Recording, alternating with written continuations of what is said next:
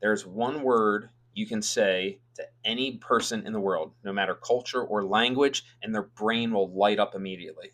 And that word is their first name. When we talk to people and ask them, what are the things that you wish you knew before you started? These are those five things. And from that lead off, that little hook, the first one is nobody is watching you as closely as you think you are. Everybody thinks they're being judged when they walk into the gym. And in our gym, you are being judged, but in a positive way. We see another person who's getting outside their comfort zone. We understand how hard it is to walk into this gym, and we're like, yeah, that person did something hard today. And we want to go give that person a high five. But I think what most people think of when everybody's looking at them is when they're actually taking a class. And that's what really people mean. People see, they're going to think this or think that when I'm doing class. And like I said before about the first name, what is everybody else thinking about? It's not you, it's themselves. They're thinking about themselves. They're not looking at you. They're worried about what they are doing. They're not sitting there criticizing you. I promise. Right? Think about, I cannot tell you how many members that came in with that issue, or they had that idea in their head, and then a week later, a month later, 3 months later, 6 months, a year later, I asked them, how often are you looking and thinking about other people or judging them? And they say, never, because I'm worried about me and making sure I'm moving well, making sure that I'm doing things right. Yes, I might look at the coach and maybe some of the other people that move really well, but I'm trying to learn from them. I'm not judging.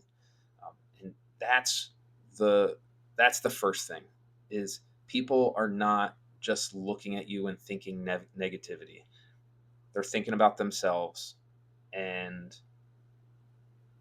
they are just proud of you because they understand how hard what we do is. And doing hard things together with other people builds relationships, builds bonds, builds friendships, builds accountability, builds support. So the second one, we've talked about this a little bit in the past, but everything we're going to talk about over and over again is you don't need to get in shape to start, right? I think we talked about this maybe even last week or the week before. So I'm not going to go on this a lot, but people have this idea of like, oh, I can't do pull ups, or I can't do push ups, or I can't do X or Y, so I can't do the group class. And that's just not the case. I'm not fit enough to do the group. How do you think those fit people got there? By doing the thing, right? Now, some people might be starting in a different place, right? If, I played football growing up, so we did a lot of stuff in the weight room, and like that was very much in my wheelhouse. And now, we have the gym, I have the gym, we have the gym. So I might be starting in a different place, but that doesn't mean that I'm not struggling to learn new skills and to get stronger and all of those things and to improve myself. We might be starting at a different place, but we're still getting there. Everybody starts at day one sometime. And how you get in shape is by doing the thing. You don't do something else and then do it. You do the thing. Come to group classes. You start with the on ramp and we get going. You do the thing. You work out. The last one is, or sorry, not last one, the third one. I know words. Soreness is not the same as progress, and more isn't better. Just doing more and more isn't going to get you where you want. All because you're not sore doesn't mean you're not making progress. If you're sore and wrecked every day, you're probably doing too much and you're going to end up burning out, right? Our goal for this is to be fit for life. We want to be around for a long time. We want to be doing this for as long as possible. If we're constantly just wrecking our bodies, we're not going to be around. We need to think about this in a bigger picture. We need to zoom out. Yeah, do we need to bring some intensity? Of course, but we don't need to bring max intensity every single day. We need to bring relative intensity. We need to make sure that we're doing the things that are going to get us better in the long term. Yes, we want those short term goals. We want those um, short term accolades. Whatever we're shooting for, we want to be able to get that. But those are in service of the big picture. The next one, I think people can really get this one messed up. Is like, oh, the relationships matter more than the workouts. The relationship with your coach, the relationship with um, the gym, your relationship with the people around you, that matters. Having the support and accountability and the coaching, that's what's going to keep you consistent and coming all the time. And or sorry, not coming all the time, but having you stay consistent so you can see the results so that you get there. The workouts are not as important. That's not to say that, you can do whatever you want and you'll get results, but it matters more about how how you commit to doing the workouts, how you commit to moving, how you commit to being coachable. Can you commit yourself to just doing the things and not worrying about, oh, we haven't done this or that or that.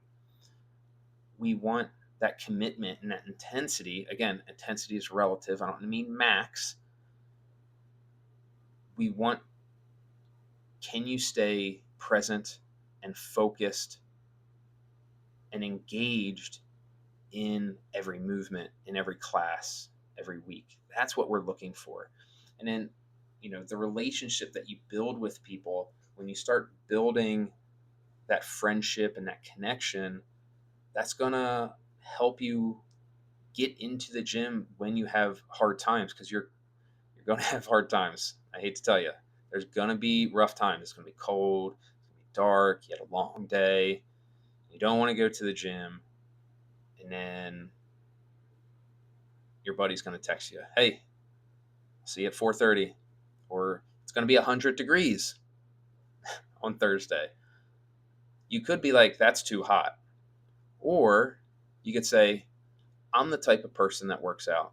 I'm the type of person that does hard things, but I can still be smart. I can still work out when it's 100 degrees. But that doesn't mean, but what I will do when it's 100 degrees is I'm going to bring my intensity down. I'm going to be very smart at making sure my heart rate and my body temperature is staying under control. I can still move, right? There's people that have to work in that. There's people that still have to do things in 100-degree weather. So why wouldn't we train in a contrived environment where we can stay safe, right? Instead of saying, oh, I can't do this because of this. Well, maybe you can, because people do it. And you just have to do it safely and in a smart way. And that's how you do it even through hard things. This is probably my favorite. The first one about thinking everybody's watching is probably the most prevalent, the one we hear the most about. But this one is probably my favorite. And it's because we're a coaching gym. So asking for help is not weakness. It's the fastest way to get results. There's so many people that have these egos, and having a coach, being in a group class, being in semi-private, being in personal training, they take it as a hit because they don't know what they're doing. But that's not the case. It's just going to get you to your goal faster, right? Having an outside look can help get you faster, right? I own a business. I have a coach for the business, right? I take group classes. I get coached during the group class. All because I've been doing this for a long time, and because I'm one of the owners, one of the head coaches, that doesn't mean I don't need help as well. And because I'm part of this group, I have gotten better faster than I would have alone. It has forced me willingly to get better and to be better. And that is a part of what the type of people that we're looking for, the type of people that we want to work with, people that are humble, asking for help, that are hungry, that are willing to put the work in and to be able to seek out help, and positive, right? Being able to take that help, being able to take that coaching and be positive in it and don't see it as an attack. They see it as somebody trying to help. We want to help have more happy, healthy people in the world, and that's what we're really striving for. So these are the 5 things that people wish they would have known. Nobody's watching you as closely as you think. You don't need to be in shape before you start. Soreness is not the same as progress. More isn't always better. Relationships matter more than workouts. And finally, asking for help is not weakness. It's the fastest way to get results.